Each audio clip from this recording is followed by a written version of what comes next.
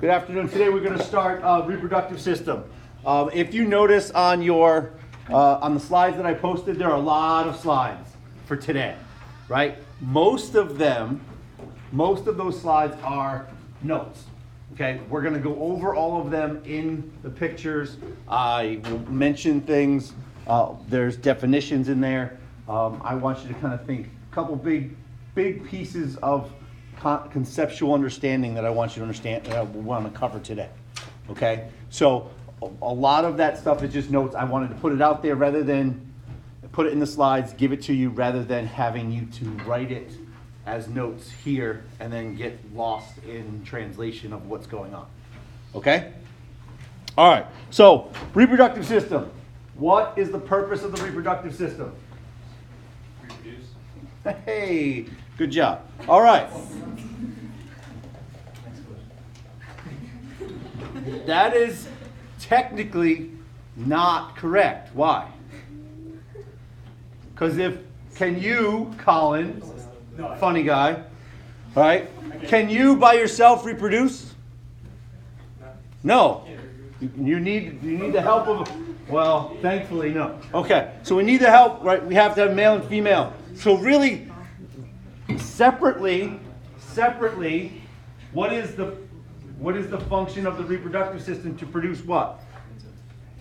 Gametes for reproduction. And then gametes come together in the female reproductive system, and then we produce offspring and move forward.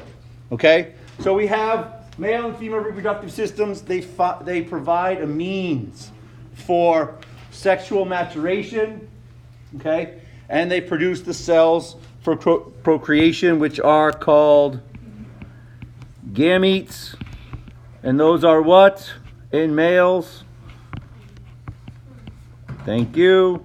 And in females, starts with an O. Oocytes. Okay. All right. There's obvious differences between genders. Yes. Male and female reproductive organs are clearly different, but there are some shared similarities. Okay. What is the biological or the genetic difference between males and females? X and Y chromosomes. Females have what? XX, and males have XY. Okay? As a whole, both sexes have a set of gonads, ovaries or testes, right? Ovaries for female, testes for male. They have a duct system, right? They have tubules that move gametes from one place to another, okay? And then they have a way of having those gametes meet, okay? So if I were to tell you that there's a very small difference that occurs that makes a male, put it that way. In other words, the duct system ends up, during development, is the default, right? Whether it's male or female, and then the presence of the gene on the Y chromosome, right? Y chromosome, the gene we're going to talk about is the SRY gene. The SRY gene, and yeah, that's shorthand for sorry. It was a joke. Anyway, the SRY gene actually determines and distinguishes male characteristics, and will stop the development of female reproductive system and begin the development or stimulate the development of the male reproductive system. Okay? But in both senses, the gonads, the ovaries, or the testes are actually primordial germ cells that have condensed and will become gametes. Okay? So here's kind of homologs between the male and female reproductive system. Homologs meaning they're similar in structure. Okay? Similar in structure. So the ovary and the testis, they produce gametes and sex hormones. The clitoris in females, the glands of the penis in males to contain erectile tissue. And then you can go through the labia minora, the body of the penis, right? The labia majora, the scrotum, and the greater vestibular gland, the bulbourethral gland, in terms of not only structure, but also they have a similar function depending upon which sex we're talking about. Okay, so the development of this system is somewhat shared. Okay, but depending upon the presence of that gene will determine whether you're producing one duct system or a different duct system. Understand? Concept cool? Clear as mud. Okay. So, common elements of the two systems. Okay? Both females and males have primary reproductive organs, the gonads, that is the ovaries in males, ovaries in females, testes in male, and they produce gametes. All right? They also produce large amounts of sex hormones. What sex hormones are produced by the male? Oh, by the way, this is the Greek symbol for male, and that's the symbol for female. Shorthand for me so you guys know what we're talking about. What sex hormones are produced by males? Testosterone. All right, and I'll commonly put this as a T. All right, and then for females, they produce what? Estrogen. So I put that as E2 and P4. That's just what I learned them as a graduate student. That's what the shorthand was.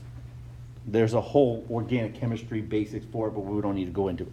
Okay? So testosterone, estrogen, progesterone. So when I write this, know that this is what we're talking about, so we're not confused. Okay? Both sexes have accessory reproductive organs. Okay? So they have ducts, they have glands, right, that are not necessarily needed, but they are important in the function for reproduction. Okay? That both sexes undergo sexual maturation. All right? And what's the process that we start with when you become sexually mature? What's that called? Yeah, puberty. Yay. I have a 13-year-old daughter. Yeah, awesome. Puberty. Okay, my poor wife, she teaches 8th grade science. Good for her. Okay? And then we have a sexual union, right? So intercourse, copulation, coitus, right? All terminology for the mechanical bringing together of gametes. Okay? So puberty, onset during adolescence. Okay? This is when external sex characteristics develop. Give me an example of all right, well, I gave you examples. Enlargement of breast in females, the widening of the hips, the accumulation of hip fat. In males, you get deepening of the voice, facial hair, pubic hair grows on both sexes. You end up with the Adam's apple protrudes in males and so on. Right? Those are what we call secondary sex characteristics. Okay? But more importantly, when we become sexually immature, gametes begin to mature. Okay? And the gonads then start to secrete sex hormones. And then now all of those secondary sex characteristics come into play. Right? That's really, those sex characteristics are a result of the hormones that are produced by the developing gonads. Okay? And much of this is initiated and controlled by a very important relationship. Okay? The hypothalamic pituitary gonadal axis. All right? So we're going to talk about the hypothalamus and how it controls the pituitary, particularly the anterior pituitary, and how that influences how the gonads develop and what they do. Okay? And you'll see that this is important in this relationship is important in how oocytes are recruited and how they develop and how sperm cells are produced, spermatogenesis, and also how those sex hormones are produced from the gonads. Okay? So here we are, our hypothalamus pituitary gonadal axis. And over here, we'll put the testes over here, and we'll put the ovaries over here. Okay? So at the beginning of puberty, all right, the hypothalamus begins to produce a new hormone. All right, not really a new hormone, but more of it. Okay? And that hormone is called gonadotropin releasing hormone. Shorthand GnRH. Okay? And if you remember back from last semester, we talked about endocrine system. The hypothalamus releases a lot of these are releasing hormones, right? The trophic hormones that will release other hormones, right? They're going to target the pituitary. In this case, the anterior pituitary. Okay? So at the beginning of puberty, more gonadotropin releasing hormone is produced, and the pituitary is targeted, and it's going to produce more of two other hormones. Okay? Those two hormones are luteinizing hormone,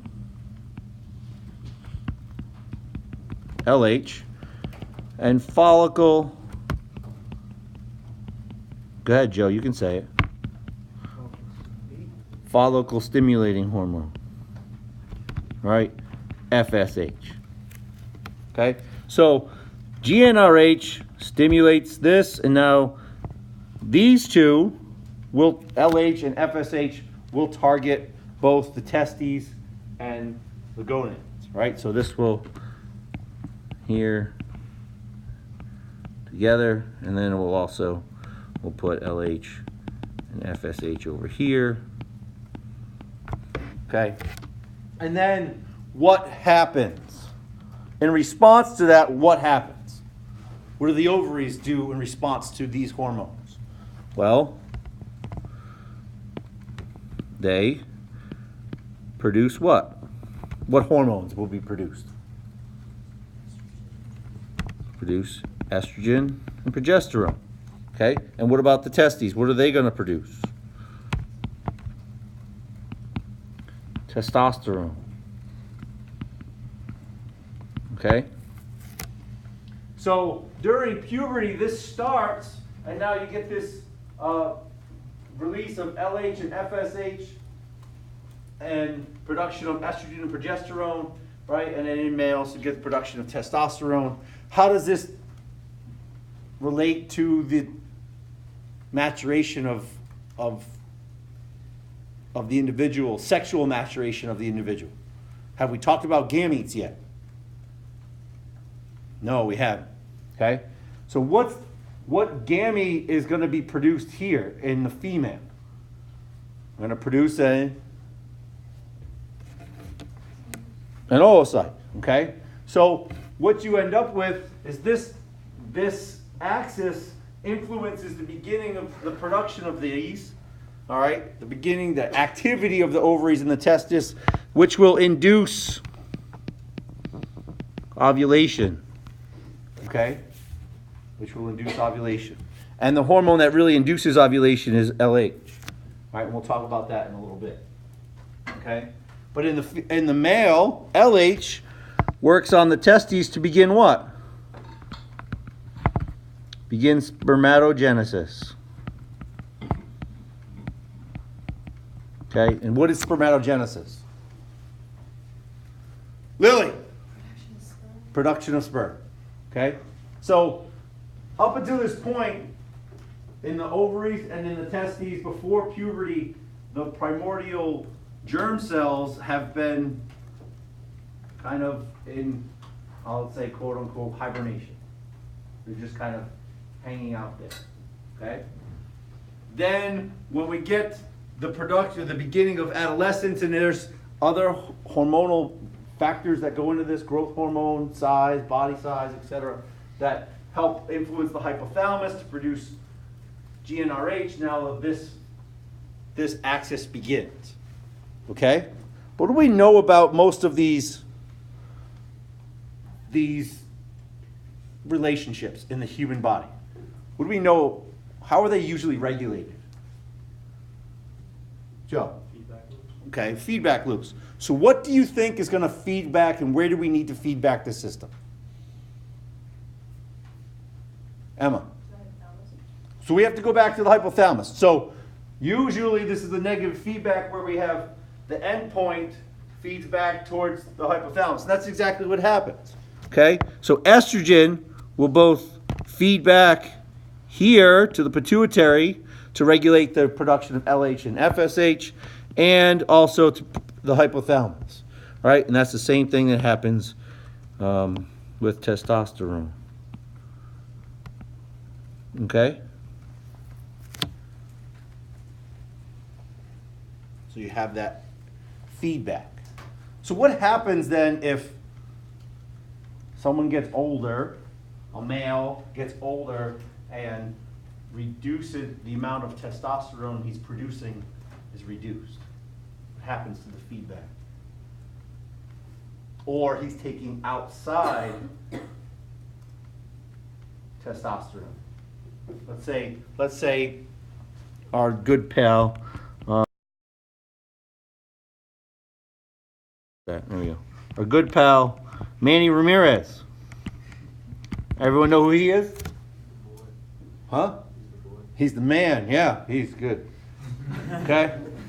Manny Ramirez for years took outside testosterone, okay, which he claimed was for a reproductive fertility thing, condition. Right. So he took outside. So what happens to his natural testosterone if he's taking it from outside? It decreases because the feedback that's being said here is saying we got too much, right? So there's no more input and stimulation to continue testosterone production, right? And therefore the cells that are within the testes reduce in size, they atrophy. That's one of the symptoms of outside testosterone production. Okay, so when we're thinking about this, okay, we're going to go into how this axis influences reproductive health. Well, let's say reproductive physiology.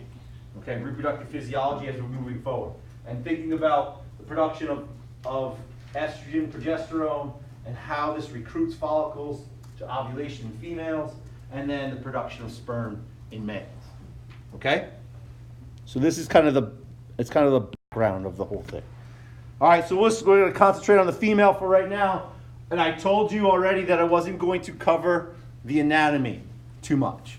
Okay, I wanted to concentrate on the physiology, of the reproductive system, give you an idea of the anatomy. So you have the uterus. All right, this is the pelvic region. Uterus is posterior to the bladder, but anterior to the rectum. And you have the vagina, cervix, the external genitalia, vaginal orifice, clitoris, etc. Okay? You have the ovary and the uterine tube, or the fallopian tube, with finger-like projections called fimbriae that come off one part of the uterine tube. Right, we'll talk about. All right, but really I want to focus on the ovary today. All right, so that's what you probably covered in lab as well, right? You covered that, and yes, agree with me. Tell me you didn't just skip lab. I hope not. Okay, good. All right, so here is the uterus and the ovary. All right, really the posterior view. We're looking at this, and it's covered by a bunch of several ligaments. All right, folds of the peritoneum that hold these structures in place. Because there's not really a physical attachment between the fallopian tube and the ovary, right? There is, and so these ligaments hold everything in place. So you have a broad ligament, okay, which folds over this. You have an ovarian ligament that holds it in place, and a suspensory ligament that also holds the ovaries and parts of the uterine tubes in place, right? So they're in their right area. You have an ovarian artery and vein that will enter the ovary at the hilum. There's a cortex and a medulla. We'll talk about that in a second. All right, but it supplies blood vessels to the ovary itself. And then you have other blood vessels that go in between the ligaments.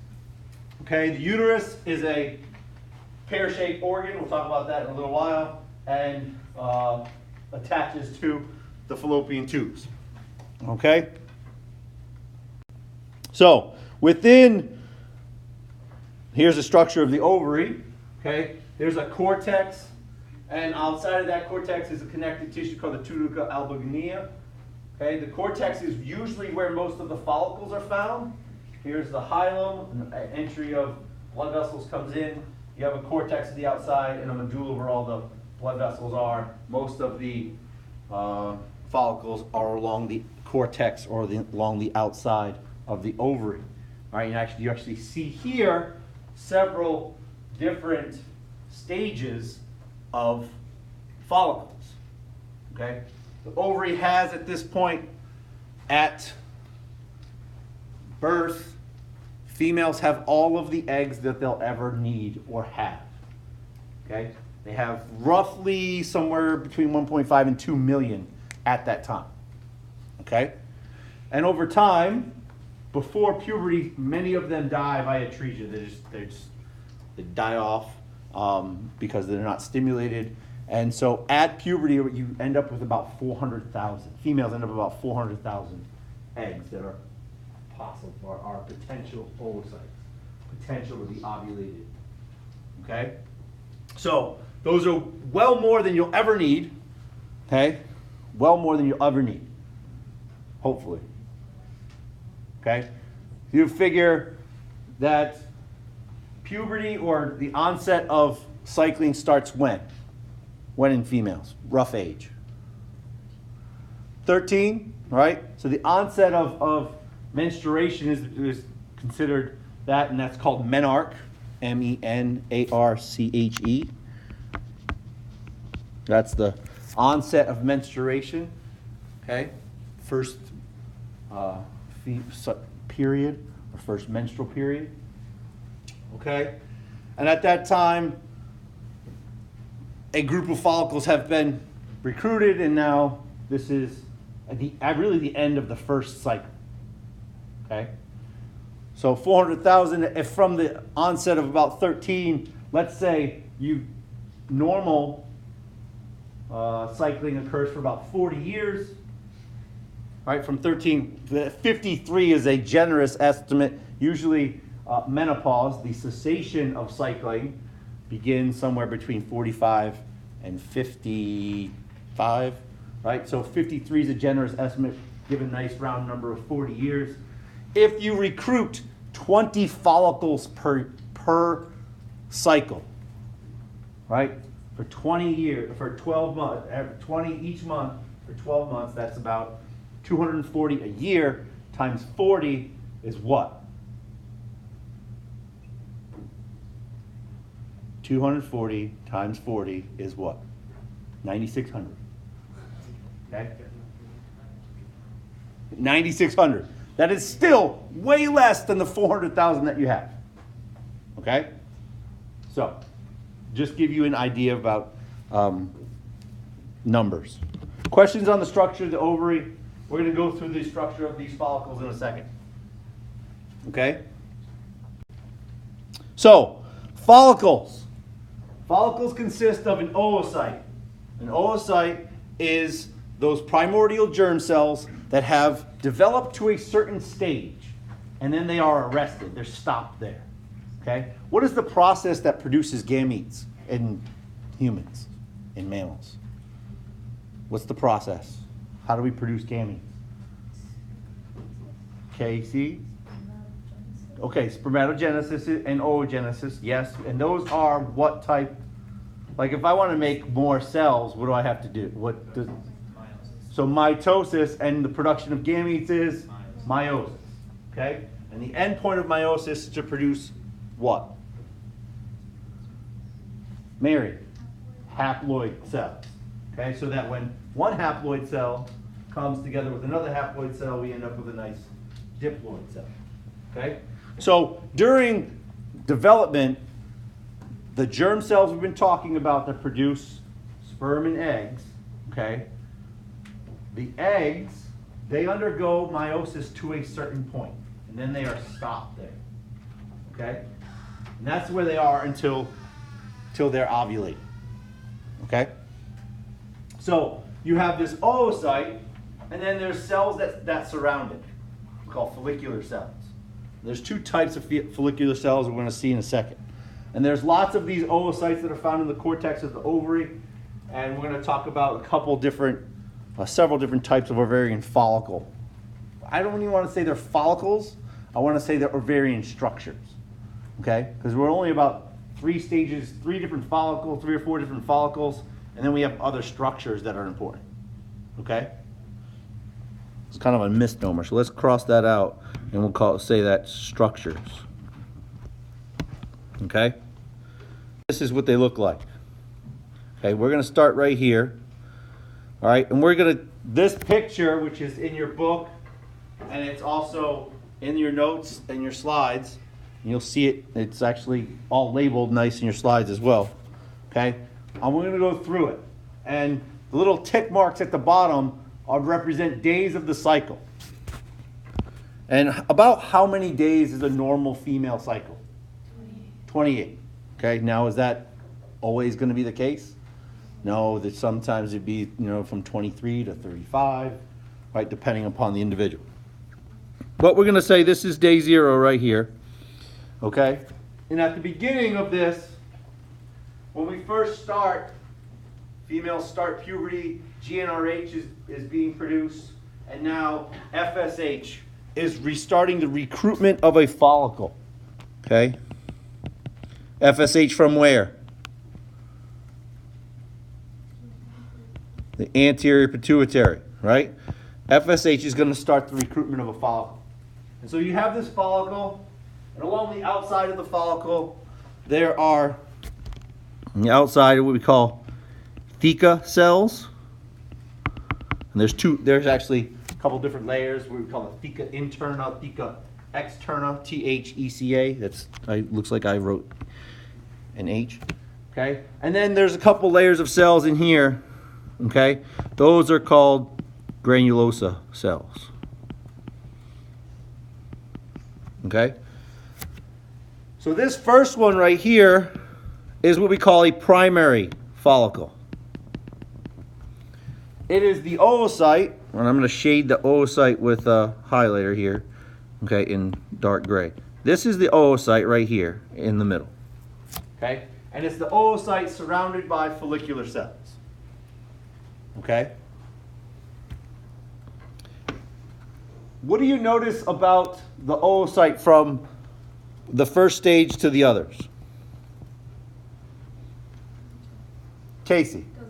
It doesn't really change, does it? It's still about the same size.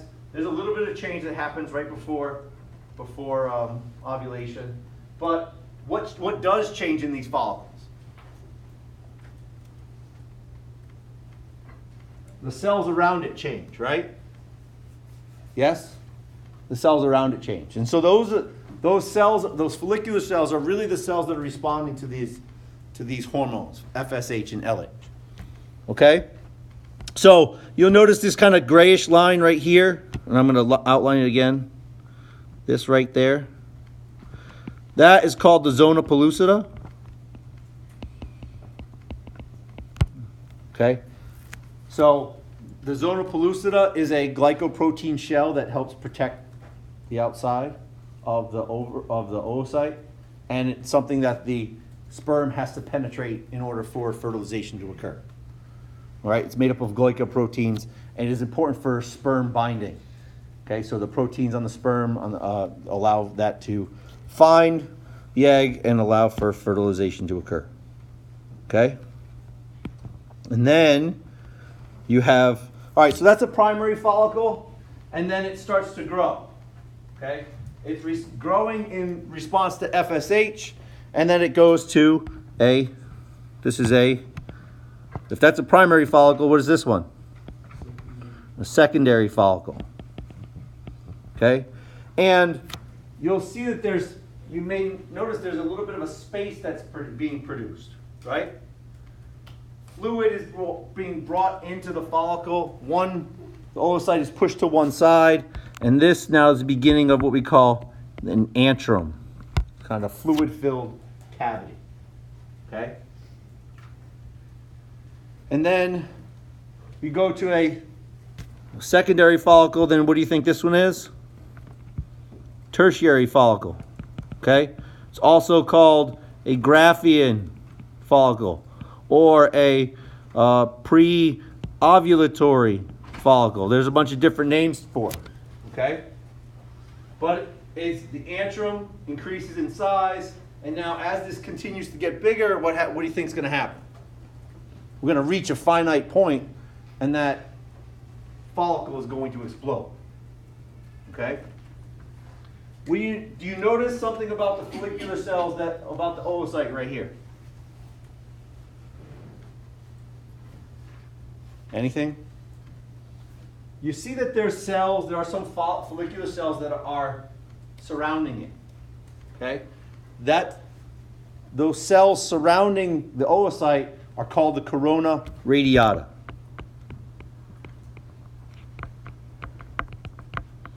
Okay, because it looks kind of like a crown.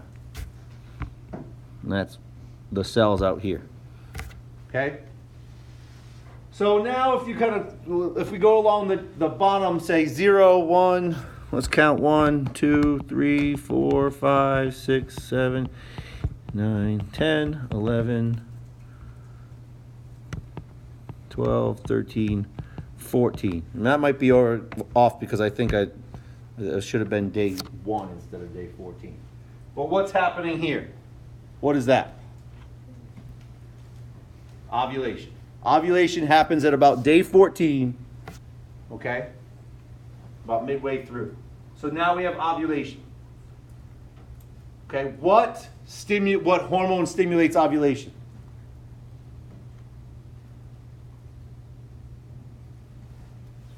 What did we say it was? What was that? LH. Okay, LH stimulates ovulation. So we'll go through that in a second about the level, right? So day 14 we have ovulation, and now we have a change in hormones. These cells that are left over, the remnant follicular cells, oocyte is spit out. The cells that are left over, they change their behavior. Okay? They change their behavior, and now they become what we call luteal cells. And this is a corpus luteum. Okay? Otherwise known as a yellow body. Okay? And that will continue until a certain point where what's the next part? Now the ovulation has occurred in hopes that what's going to happen? What's the goal of reproductive system? It's to produce a zygote, right? So ideally you're preparing for a potential pregnancy, and so the corpus luteum is going to be retained and function as long as if there's a pregnancy. So there's a maternal recognition of pregnancy signal that's sent back, and that will maintain the corpus luteum for a period of time. If that is no pregnancy is established, then it is regressed. So it regresses, and you end up with a little scar tissue, what we call a corpus albicans. That's an AL, right? All right, so corpus luteum is yellow body, corpus albicans is a white body, okay? And then what would happen, right, you have menstruation at the end of the cycle, and we'd start the cycle over again, okay? That covers the structures, right? That covers the structures that are involved, okay? And so here's the structures, little table that they mention in your book. Gives you the structures: primordial, primary, secondary. We call mature would be a tertiary follicle, corpus luteum, corpus albicans. All right. Your primordial follicles, we didn't talk about those. Those are the ones that comes from your bank, your reserve. Right. They're recruited every month, and then usually only one of them ovulates. You recruit, up to about 20 every month. They start to go, and then one of them is dominant over the others, and the others die off, and one is ovulated. Usually, one is ovulated. Okay? There's a lot of stuff that's ongoing here. Okay? These cells are responding to FSH and LH, and they're also, what did we say, what hormones are produced from here? From the ovary? Estrogen and progesterone. Okay? So estrogen and progesterone are being produced. Okay? And so what you end up with is this first half, okay, this first half of the cycle is what we call the follicular phase. And this half of this is called the luteal phase of the ovarian cycle. Okay? Now, during follicular development, these follicle cells are responding to FSH and they're producing estrogen. Okay?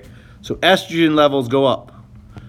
All right, so they start here and then they go up, more arrows. Okay, why do they think they go up? They're coincident with what? The size of the follicle. Follicle gets bigger, more follicular cells, more estrogen produced. Estrogen gets to a certain point, okay, and that feeds back to the anterior pituitary, and that is when you get this right before ovulation. What's the other anterior pituitary hormone we've been talking about? Not FSH, but LH. So estrogen actually induces a spike in LH. So if LH was going like this, low, low, low, we're about here, they go boom. Okay?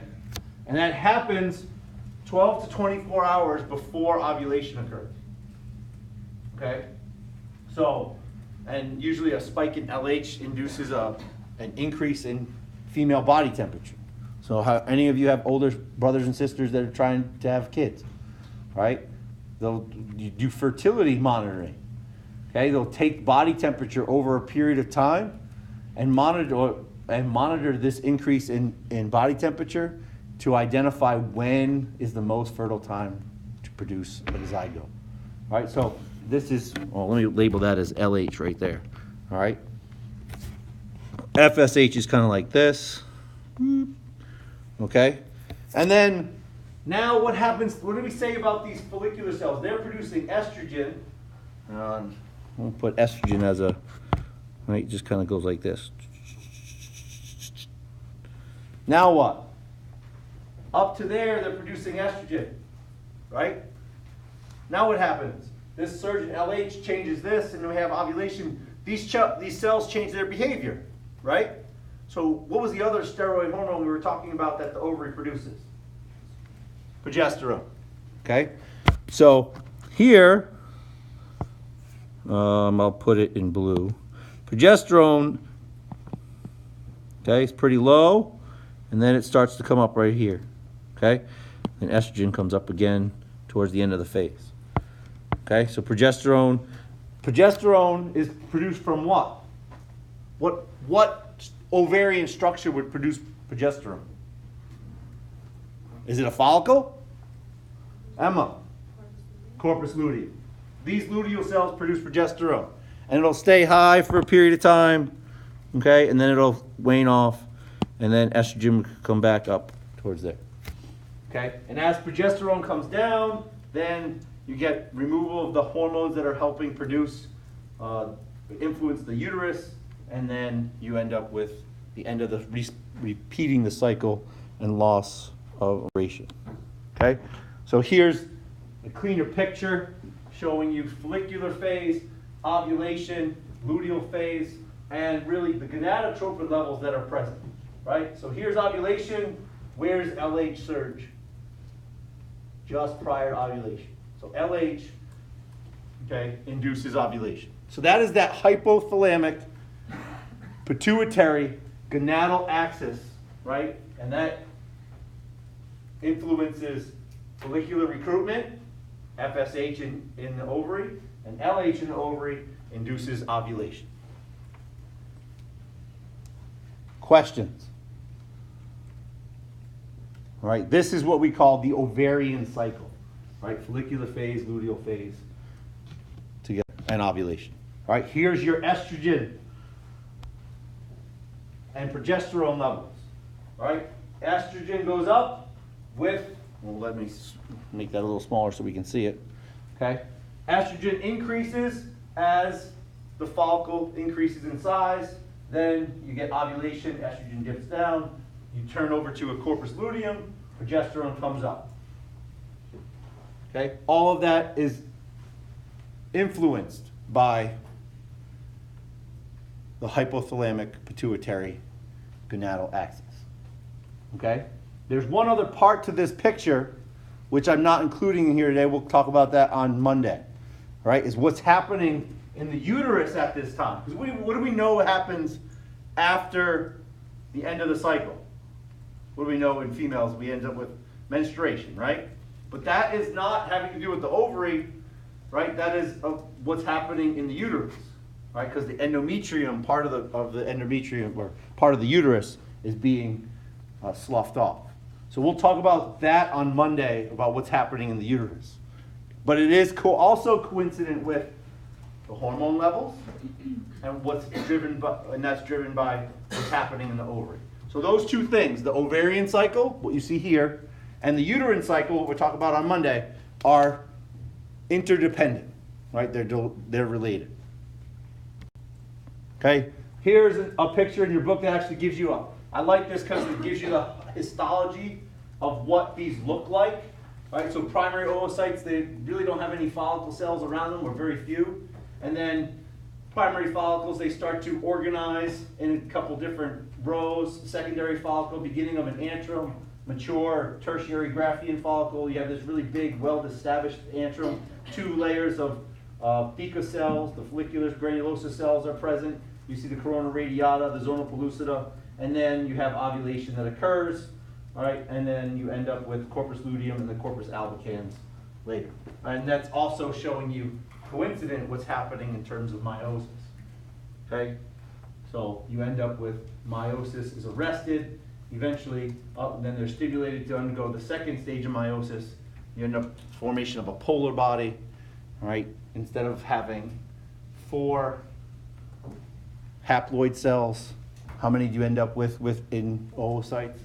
You end up with 1 haploid cell. Okay, so here you see here, you end up with 1 haploid cell. The regular endpoint of meiosis, and you'll see when we compare this with spermatogenesis, you end up with 4 haploid cells from 1 diploid cell. Right here, because we've arrested it, and the first polar body degenerates, so now it covers that out, and the other polar body is left over. So you end up with 1 oocyte, 3 polar bodies, which is like a remnant of those other haploid cells, but they're not utilized. Okay, one of them even degenerates and is lost. Questions on the ovarian cycle? Questions on the hypothalamic pituitary gonadal axis? No, okay. All right, so here's a good picture that kind of puts things in together. Okay. So you have stimulation, GnRH, FSH from the anterior pituitary, or FSH and LH. You have follicular development, all right, inhibin, estrogen are low, all right, so this allows this to continue. Maturing follicle increases estrogen and stimulates the anterior pituitary to have an LH surge. Ovulation occurs, and then the corpus luteum feeds back. All right, so it's a very driven process. Right, hypothalamic pituitary gonadal axis, and this cyclical, this cycle is repeated every month or every 28 days. Okay.